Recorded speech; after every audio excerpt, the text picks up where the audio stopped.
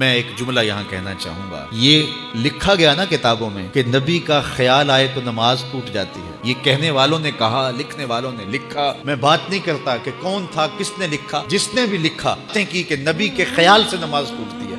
میں ایک ہی بات پوچھتا ہوں، میرے رسول کے خیال میں کون تھا کہ سجدے کو طول دے رہے تھے؟ اور مجھے فتویٰ دو کہ رسول اللہ کی نماز ہوئی ہے یا نہیں ہوئی۔ صاحب اگر نبی کے خیال میں امتی ہو تو نبی کی نماز نہیں ٹوٹتی، تو امتی کے خیال میں نبی ہو تو پھر امتی کی نماز کیسے ٹوٹ سکتی ہے؟